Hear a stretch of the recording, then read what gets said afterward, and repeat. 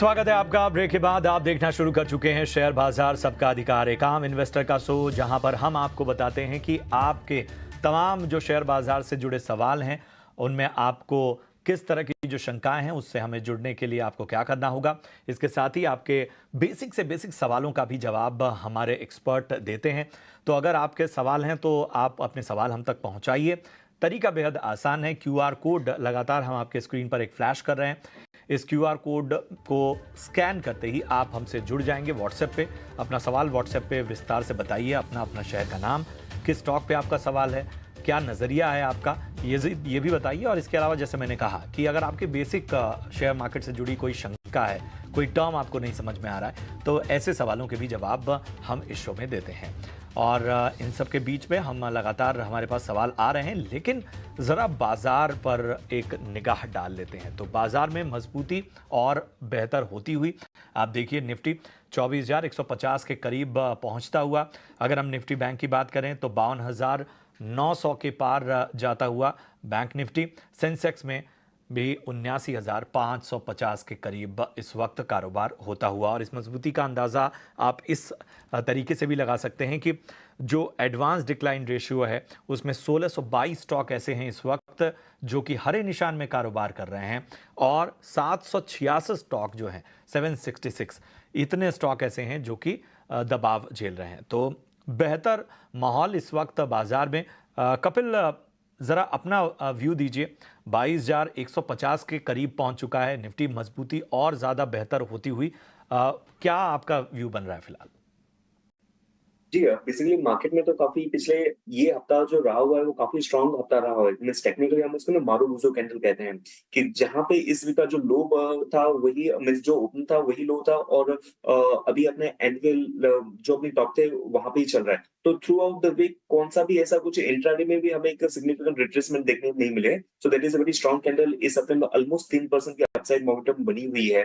जो हमारे pivot level या फिर प्रोजेक्शन लेवल थे उसके हिसाब से पहला जो रेजिस्टेंस लेवल था उसके हम काफी करीब है 24,170 के। लेकिन जब भी आपका ट्रेंड पॉजिटिव में होता है तभी आपके रेजिस्टेंस काफी कमजोर होते हैं, और 24,170 के बाद में जो हम नेक्स्ट बेस्ट रेजिस्टेंस देखते हैं वो कहां तक आपके 24,400 के लेवल के यहाँ पे आता है। मार्केट का अंडरलाइन टोन जब तक 23,700 के ऊपर शॉर्ट टर्म में मार्केट सस्टेन करता है तो हम इसको एज अ पॉजिटिव ट्रेंड ही मान रहे हैं। तो ये है निफ्टी पर राय आपकी। लेकिन चलिए अब आगे बढ़ते हैं और दर्शकों के सवालों को शामिल करेंगे। रांची से हमारे साथ सत्यम शर्मा जी जुड़े हैं। सत्यम जी नमस्कार, सवाल पूछिए अपना। हाँ नमस्कार मैम। अब मैम मेरे पास BSC Bombay stock exchange share है। एवरेज मेरा प्राइस 375 है और 375 ही शेयर है मेरे पास। और एक जेके इंटरप्राइजेज है 1151 शेयर 58 एवरेज के प्राइस पे है। और एक जियो फाइनेंस हमारे पास है जेके इंटरप्राइजेज। ठीक है। और तीसरा स्टॉक जियो फाइनेंशियल्स आपने बताया, वो किस रेट पे लिया आपने? 1200 है 211 है मैम। ठीक है, तो बीएससी और जियो फाइनेंशियल्स पे तो आपको अच्छा मुनाफा हो रहा है। जेके इंटरप्राइजेस ये एक बार देख लेते हैं, ये शायद हमारे डेटाबेस में नहीं होगा, हम कवर नहीं करते इसको। चलिए इसको ट्रैक करने की कोशिश करते हैं क्योंकि मार्केट कैप भी काफ़ी छोटा है इसका, 885 करोड़ का है। देखना होगा कि हमारे डेटाबेस में है कि नहीं ये स्टॉक। लेकिन बीएससी लिमिटेड और जियो फाइनेंशियल्स पर आपको राय दे देते हैं। काफ़ी शानदार गेन हो रहा है आपको बीएससी में, तो उसके लिए तो पहले कॉन्ग्रेचुलेशंस आपको। और आपके जो दूसरा स्टॉक है जियो फाइनेंशियल्स, वहाँ पर भी आपको गेन हो रहा है अच्छा खासा। विवेक जी क्या सलाह देंगे? बीएससी जियो फाइनेंशियल्स बने रहें दोनों स्टॉक्स में?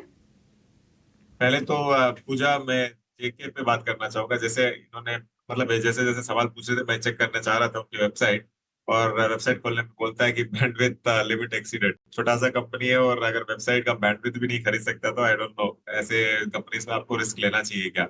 और फंडामेंटली मैं ज्यादा नहीं जानता हूँ कंपनी के लिए, लेकिन वो बोलते हैं ना फेस वैल्यू पे, अब फेस वैल्यू इतना डिस्ट्रक्टिव हो गया मेरे लिए। दूसरी चीज देखिए, बीएसई एकमात्र लिस्टेड इक्विटी स्टॉक एक्सचेंज है बाजार में। और जब तक एनएससी लिस्ट होगा, और एनएससी का अभी तक कोई अता पता नहीं है कि कब तक होगा लिस्ट। तो वैल्यूएशन एनएससी का भी अच्छा आएगा जब भी होगा, तो उस हिसाब से बीएससी का भी वैल्यूएशन आपको अच्छे दिखते हुए दिख रहा है। मुझे लगता है कि आपको होल्ड करना चाहिए इन दामों में भी। लॉन्गर टर्म के लिए जो इक्विटी कल्चर है भारत में, ये आपको और बढ़ते बढ़ते ही दिखेगा। और अभी भी हम लोग करीबन इनफैक्ट डायरेक्ट इक्विटी में खाली 6 या 7% लोगों की बात कर रहे हैं, तो ये काफी आपको ऊपर जाते हुए दिखेगा। यूएस वगैरह में 24-25% के ऊपर है। जियो फाइनेंस इनफैक्ट एक समय पे मैंने कई बार इसको रेकमेंड किया और पैसा भी खूब कमाया उसमें क्लाइंट्स के लिए। लेकिन यहाँ पे अब ये मार्केट परफॉर्मेंस रहेगा। अब जैसे जैसे इसके जो न्यू बिजनेसेस के डिटेल्स बाहर आएंगे उसी बेसिस पे ये चलेगा, तो मैं बहुत ज्यादा फास्ट रन अप नहीं देखता हूँ। हाँ, लॉन्गर टर्म के लिए आप होल्ड कर सकते हो, लेकिन बहुत तेजी से पहले के जैसे जाएगा ये डाउट है। तमाम स्टॉक्स पर आपकी राय। और इस बीच आगे बढ़ते हैं, अगले दर्शक भी फोन लाइन पर जुड़ गए हैं बिहार से। अजय प्रसाद, नमस्कार अजय जी, आपको मेरी आवाज आ रही है? चलिए, शायद संपर्क नहीं हो पा रहा है, लेकिन इनका सवाल हमारे पास है। और कपिल, एंजल वन में इन्होंने बहुत ही ऊंचे भाव पे खरीदारी कर रखी है, 3075। फोन लाइन पे मेरे पास नहीं है, वरना हम इनको पूछ लेते हैं इनका नज़रिया क्या है, लेकिन एक न्यू टर्म आउटलुक बताइएगा। इनकी बाइंग कॉस्ट तो काफ़ी ऊपर है।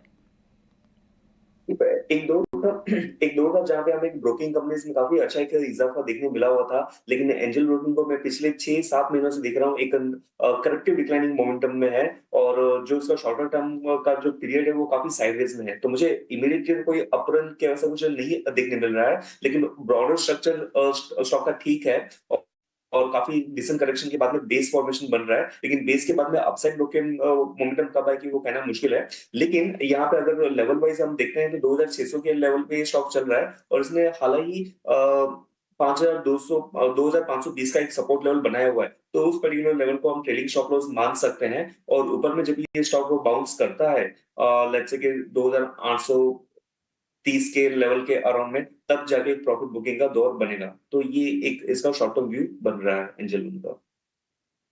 ये है राय एंजल वन पर। बढ़ते हैं आगे, अगले कॉलर को जोड़ते हैं। हर्ष दुबे हैं हमारे साथ सूरत गुजरात से। हर्ष जी नमस्कार, पूछिए किस स्टॉक पे है आपका सवाल? ये सर, मेरा सवाल ये है कि सर मैंने 900 शेयर किए है बाई एनएचपीसी के, और बाइंग प्राइस है 100 रुपीज है बाइंग प्राइस। तो अब मुझे इसको तो कितना होल्ड करना चाहिए सर, कुछ बता दीजिए आप। तो आप लॉन्ग टर्म इन्वेस्टर हैं या short term? Long term sir, long term. Long term, चलिए।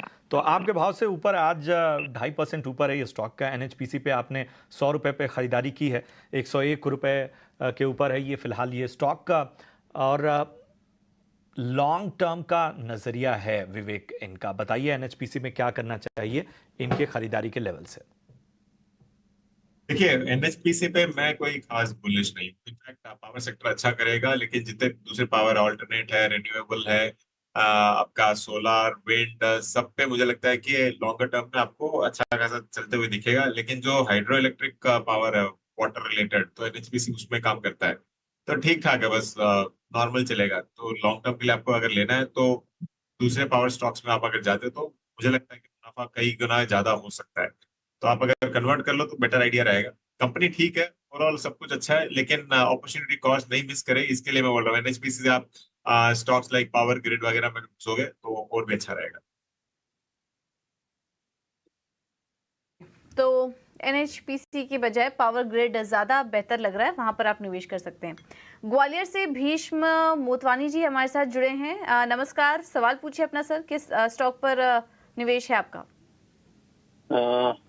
मैंने ना 100 शेयर लिए हुए हैं रिलायंस के 2450 पर, और 10,000 शेयर्स हैं मेरे पीएनबी पर।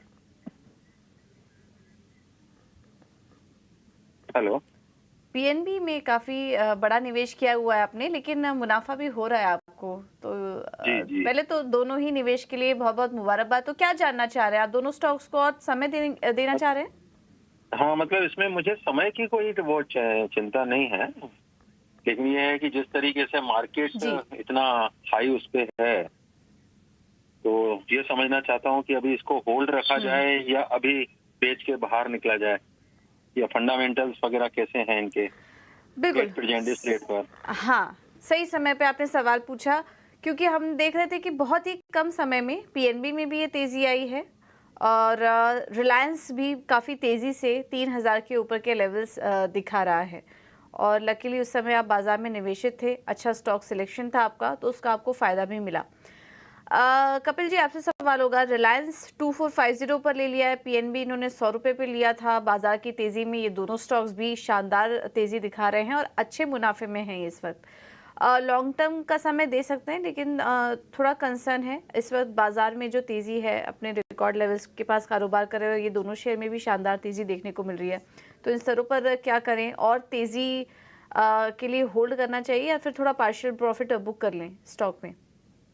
जी, सबसे पहले रिलायंस से हम स्टार्ट करते हैं। तो रिलायंस ने बेसिकली बैक टू बैक एक पॉजिटिव ब्रेकआउट हमें देखने मिले। पहला जो ब्रेकआउट था वो 1.5 से पौने 2 साल में इसने एक रेंज बनाई थी, जो 2600 के बाद में इसका हमें ब्रेकआउट देखने मिला था। उसके बाद में 4-5 महीनों से मार्केट ये स्टॉक काफी सुस्त रहा था और पिछले कुछ दिनों में हमें एक ब्रेकआउट देखने मिला हुआ है। तो यहाँ पे बुलिश कंटिन्यूएशन साइन बन रहा है। ऊपर में हमारे कुछ 3300 के अपसाइड मोमेंटम के पोटेंशियल भी दिखते हैं, जिस हिसाब से पैटर्न्स के टारगेट बनते हैं। तो रिलायंस में बेसिकली हमें होल्ड करना चाहिए और फर्दर अपसाइड के लिए।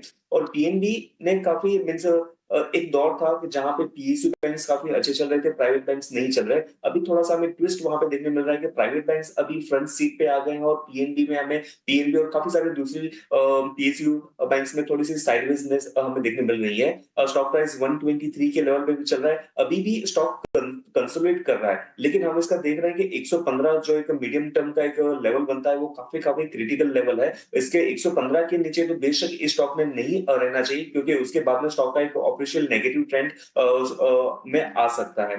फिलहाल आज के दिन में थोड़ा सा हमें रिकवरी देखने मिल रही है और स्टॉक का रेंज बाउंडनेस देखते हुए मुझे लग रहा है कि थोड़े ऊपर के लेवल पे 124 पे है, 128 इसका इमीडिएट रेजिस्टेंस लेवल है। तो वहां पे एक बार प्रॉफिट बुकिंग के लिए, पार्शियल प्रॉफिट बुकिंग के लिए देख सकते हैं।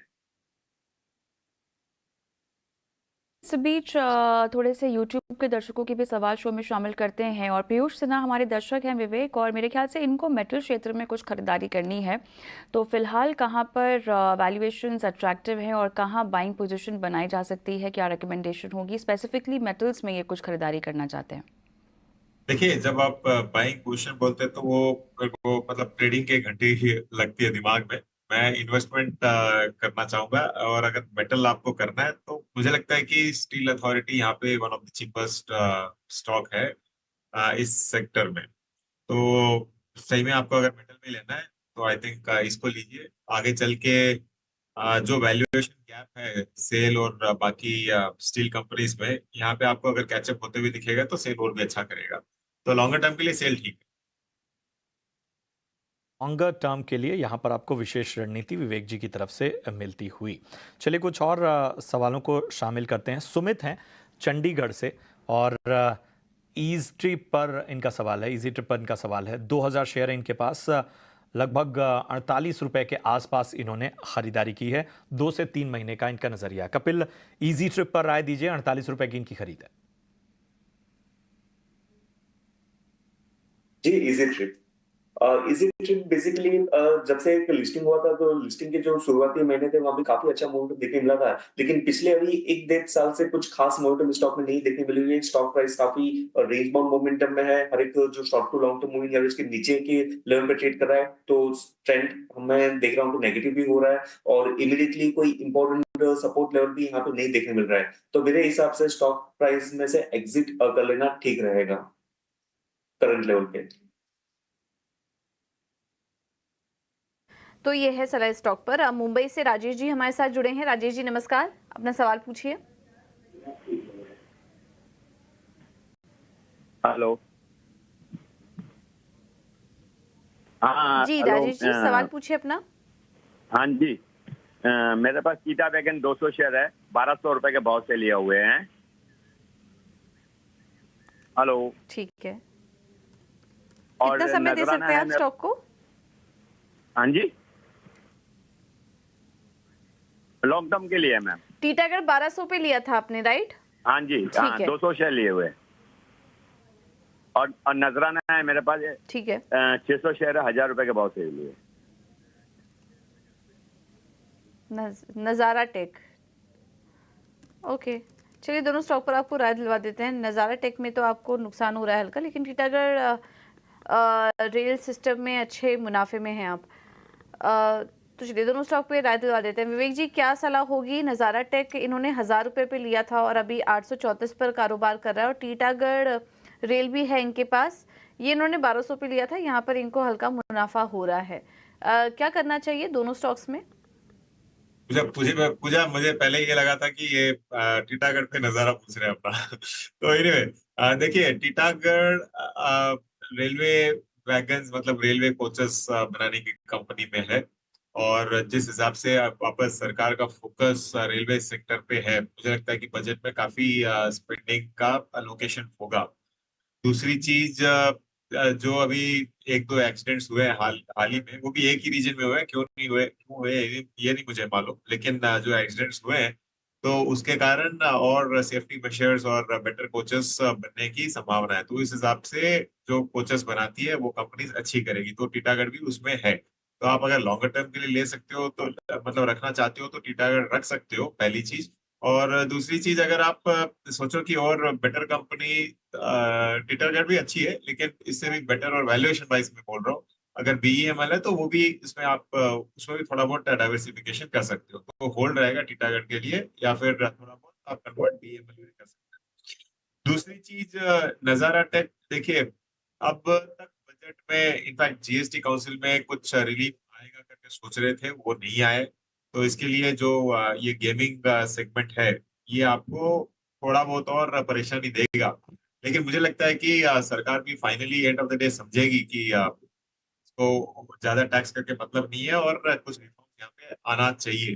तो लॉन्गर टर्म के लिए नजारा मुझे लगता है कि ठीक ठाक करेगा, शॉर्ट टर्म में काफी वोलेटाइल हो सकता है, और जिस दिन जीएसटी का ये क्लैरिटी आ जाए उस दिन तो ये स्टॉक दौड़ेगा। तो लॉन्गर टर्म के लिए होल्ड कीजिए आप। और हमारे दर्शक फोन लाइन पर जुड़ गए हैं महेश कुमार राजस्थान से। महेश जी नमस्कार। नमस्कार मैम। बताइए आपने कौन सा स्टॉक लिया है sir? Ma'am Rama steel tubes के मेरे पास 2100 शेयर है। किस भाव पर? 11 रुपए 91 पैसे पे मैम। ओह, और आपने इसमें शॉर्ट टर्म नजरिया बना रखा है? नहीं, लॉन्ग टर्म है मैम। इसमें लॉन्ग टर्म है? जी मैम। ऑलराइट, विवेक आपकी कवरेज पे है?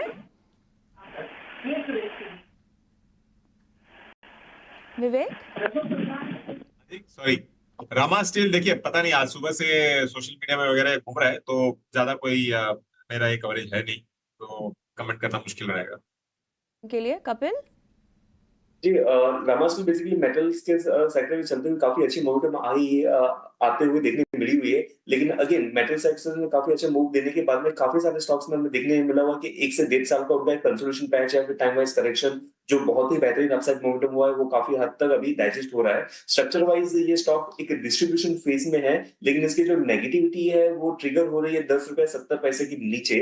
तो ऑलरेडी बाय किया हुआ है, स्ट्रक्चर अच्छा है, लेकिन टाइम वाइज करेक्शन से गुजर रहा है, तो मेरा व्यू रहेगा कि इमीडिएटली अपसाइड मोमेंटम यहाँ पे नहीं देखने मिल सकती है, लेकिन 10 रुपीज 70 पैसे के स्टॉप लॉस के साथ में स्टॉक में बने रहे, और ऊपर में जब भी पोजिशनली थोड़ा सा टाइम इस स्टॉक को देंगे तो हमें 13 रुपया 30 पैसे 40 पैसे तक की अपसाइड मोमेंटम देखने मिल सकती है। तो 10.7 के स्टॉप लॉस से होल्ड है नजरिया आपके स्टॉक पे। बढ़ते आगे, पंकज हैं ऋषिकेश से।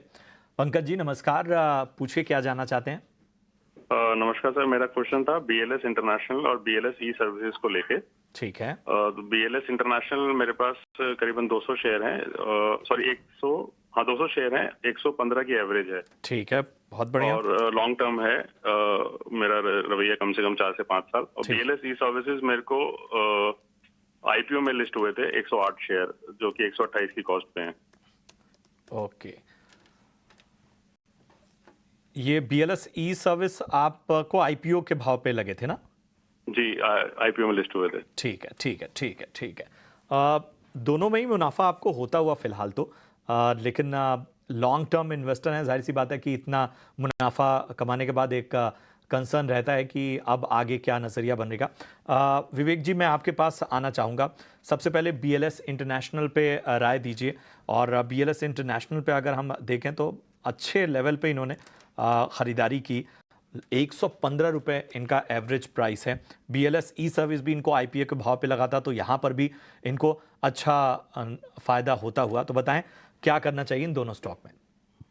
देखिए, पहले BLS ई सर्विसेज की बात करता हूं मैं। इनको फायदा हो रहा है, लेकिन स्टॉक 400 भी गया था और उसके बाद में आप देखो कि एक लगातार स्लिप डाउन ही हो रहा है। तो मेरी तो ये सलाह रहेगी कि जो प्रॉफिट है आपके पास वो आपको एक बार लेके जाना चाहिए। देखिए, इस बाजार में ऐसा है कि वैल्यूएशन बहुत ज्यादा रहता है, तो आपको करेक्शंस भी देखने को मिलेगा स्टॉक्स पे।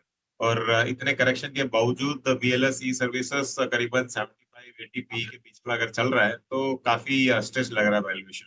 तो प्रॉफिट है आपके पास, लेके जाइए। दूसरा, BLS जो इंटरनेशनल है, ये बेसिकली कंपनी क्या करती है? ये कंपनी करती है वीजा प्रोसेसिंग। और तो आपको मालूम है, अगर हमको कहीं भी विदेश जाना है तो हम लोग वीजा के लिए अप्लाई करते हैं। VLS करके बहुत इंटरनेशनल एक बड़ी कंपनी है, VFS सॉरी, तो उसके कंपटीशन में है BLS। अब यहाँ पे मुझे नहीं लगता है कि आपको रहना चाहिए। क्यों? ज्यादातर जो देश है आज के दिन, आपको वीजा ऑन अराइवल या फिर ऑनलाइन सर्विसेज वीजा में बहुत ज्यादा जा रहे हैं। जैसे म्यूचुअल फंड में डू इट योरसेल्फ आ गया था, डायरेक्ट प्लान्स आए थे, तो वैसे ही वीजा सेक्टर में भी वैसे ही हो रहा है। तो कुछ सेक्टर है, जैसे लंदन हुआ, आई मीन UK या फिर US है, वहां पे आपको दिक्कतें होती है, तब लोग सर्विसेज लेते हैं। तो लॉन्गर टर्म मुझे नहीं लगता कि बहुत स्ट्रांग है ये। ठीक है, तो ये है सलाह BLS इंटरनेशनल पर आपके लिए। जयपुर से सरजीत शेखावत जी ने सवाल भेजा है और इनका सवाल व्हाट्सएप पर आया है। इनके पास एग्जिगो है और इन्होंने 500 शेयर्स 190 पर खरीद लिए हैं। तो थोड़ा ऊपरी लेवल पर एंट्री की, क्योंकि लिस्टिंग तो इसकी अभी हाल ही में हुई है कंपनी की, लेकिन इन्होंने शायद एंट्री थोड़ा ऊपरी लेवल पर कर ली है, इस वजह से नुकसान में है, क्योंकि लिस्टिंग इन तो काफ़ी अच्छा हुआ था। जैसा कि हम देख पा रहे हैं कि 93 था कंपनी का इशू प्राइस और लिस्ट हुआ था 138 पर। थोड़ा तेज़ी भी आई, 45% प्रीमियम पर ये स्टॉक लिस्ट हुआ।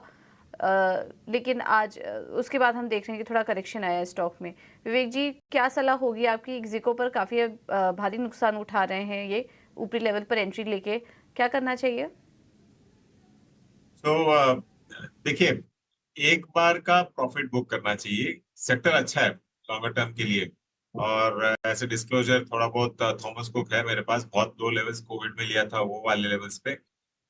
तो लॉन्गर टर्म में travel industry is going to do very well, ये बहुत क्लियर है। अब इन वैल्यूएशंस पे ये होल्ड करना, ये आपने ऊपरी दामों में ले लिया है, तो एक काम करिए, मतलब लॉस बुक करके मतलब नहीं है। और अगर नीचे जाता है 10-20%, तो आप वहां पे एवरेज कर सकते हैं, वो बेटर स्ट्रेटेजी रहेगी।